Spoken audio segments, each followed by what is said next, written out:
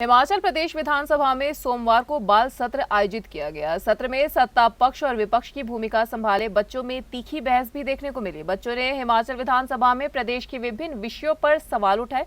68 बच्चों ने हिमाचल के 68 विधायकों की तरह काम किया। डिजिटल बाल मेला की ओर से हिमाचल प्रदेश विधानसभा के तत्वाधान में बाल श्रम निषेध दिवस पर इस बाल सत्र का आयोजन हुआ। सदन में प्रदेश की वर्तमान राजनीतिक सामाजिक विषयों को बच्चों के द्वारा उठाया गया। बाल सत्र सुबह 11 बजे शुरू हुआ। स्पीकर, मुख्यमंत्री समेत 13 कैबिनेट मंत्री, 3 राज्य मंत्री और 4 संसदीय सचिवों का चयन किया गया।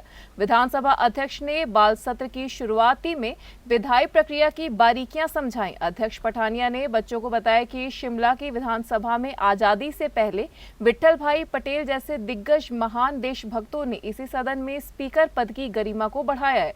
प्रश्नकाल के दौरान बाल विधायकों ने स्कूलों में करियर काउंसिल का मुद्दा, पर्यावरण बचाव से संबंधित प्रश्न, नशे को रोकने के लिए सवाल जवाब किए, जिसमें पक्ष व विपक्ष में तीखी नोकझोंक देखने को मिली। मुलाकात हुई सभी से, और जैसा मैंने कहा था कि आप उस दिन बाल सत्र के दिन इस बात को अनुभव करेंगे कि जो बच्चे जो भविष्य हैं, प्रदेश का भविष्य है, देश का भविष्य है, और उनके अंदर जो परिपक्वता, गहनता, विचारों की अभिव्यक्ति जो है वो आप देखेंगे और आप ये महसूस करेंगे, और हम ये सब रिलैक्स्ड महसूस कर रहे जो आज के चुने हुए प्रतिनिधि हैं या पॉलिटिशियंस हैं, कि हमें ऐसा लगता है कि आने वाली पीढ़ी अपनी जिम्मेवारी समझने लगी है। इसलिए उज्जवल हिमाचल प्रदेश का निर्माण जो स्वाभाविक है, और हम इस बात से जो है पूरी तरह से अब निश्चित रूप से जो है हमें ऐसा महसूस हो रहा है। अब बच्चों की अभिव्यक्ति से देख लीजिए, ऐसा लगता है बच्चों के अंदर ज्ञान की कोई कहीं कमी नहीं है, परिपक्वता की कोई ऐसी कमी नहीं है। जब बच्चे इस तरह के होंगे तो समाज भी और ज़्यादा सशक्त होगा, मजबूत होगा, और समाज सशक्त हो तो राजनीति आवश्यक तौर पर सशक्त होगी, और सरकारें अपने आप जो अपने दायित्व हैं उनका निर्वहन करेंगी। Thank you. राज्यसभा के उपसभापति व बाल सत्र के विशिष्ट अतिथि हरिवंश नारायण ने कहा कि बच्चे देश का भविष्य हैं। बच्चों ने बेहतरीन ढंग से विषयों को सदन के अंदर उठाया है। राजनीतिक लोगों को भी उनसे सीखने की जरूरत है। बच्चों के सर्वांगीण विकास के लिए इस तरह के कार्यक्रम आवश्यक हैं। होगा, पिछले कुछ एक वर्षों से संसद में इस तरह के कई आयोजन हो चुके हैं, और हमारे बड़े महापुरुषों के जन्मदिन के अवसर पर जो फ्लोरल ट्रिब्यूट का आयोजन आजकल हो रहा है वो अपने आप में बहुत प्रेरक है। बल्कि फ्लोरल ट्रिब्यूट एक तरह से वो रस्म अदायगी की तरह रिचुअल बन गया था।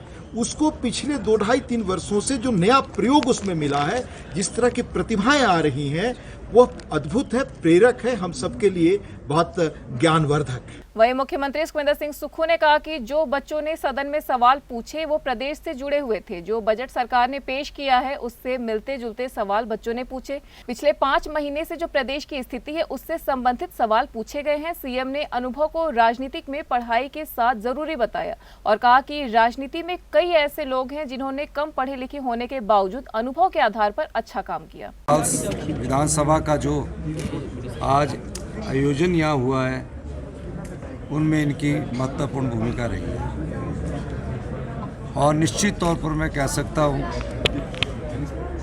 जो बच्चों ने सवाल पूछे, मैं कुलदीप पठानिया जी से पूछ रहा था कि ये सवाल बच्चों ने कहाँ से पूछे, तो मुझे लगता है कि जो चीज़ें हमने बजट में दिखाई गई है और जिन मुद्दों को हम जनता की अदालत में उठा रहे हैं, अब शानन पावर प्रोजेक्ट का बच्चा सवाल पूछे तो निश्चित तौर पर आश्चर्य होगा। ऊल से संबंधित सवाल पूछे कि किस साल से ऊल पावर प्रोजेक्ट बन रहा है, निश्चित तौर पर आश्चर्य होगा। इलेक्ट्रिकल व्हीकल से संबंधित सवाल पूछे, निश्चित तौर पर आश्चर्य होगा। मुझे लगता है कि सब चीज़ों का जो हमने बजट प्रस्तुत किया है, 40 साल बाद एक ऐसा बजट प्रस्तुत किया है जो नए हिमाचल की नींव रखेगा, और निश्चित तौर पर बच्चों की आशाओं के अनुरूप जो सवाल पूछते हैं उस बजट से मिलते जुलते, और जो हम पिछले 5 महीनों से अपने मुद्दे उठा रहे हैं उनसे मिलते जुलते हैं।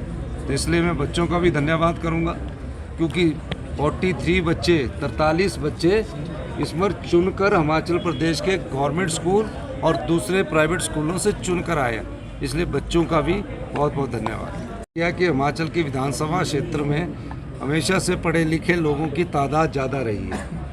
80%, 70%, 90% डॉक्टर रहे हैं, इंजीनियर रहे हैं, वकील रहे हैं, एडवोकेट सारे, तो ये निश्चित तौर पर ये रहे हैं। लेकिन हमारा मानना है कि जितना पढ़ा लिखा बच्चा आएगा, अगर कोई अनुभवी व्यक्ति पढ़ा लिखा भी ना हो, वो अपने अनुभव से जो ज्ञान अर्जित करता है उसका फ़ायदा समाज को भी होता है। ये नहीं है कि एकेडमिशन ही चुनकर, ऐसे भी व्यक्ति होते हैं जो अपने अनुभव से, जो प्रैक्टिकल में ज्ञान अर्जित करते हैं। Experience is a greatest knowledge, अनुभव सबसे बड़ा ज्ञान है।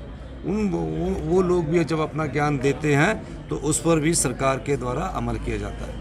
वही बाल सत्र में मुख्यमंत्री की भूमिका निभाने वाली जानवी ने इसे जानकारी वर्धक बताया। इससे उनके बच्चों के जीवन में नया अनुभव जुड़ा है।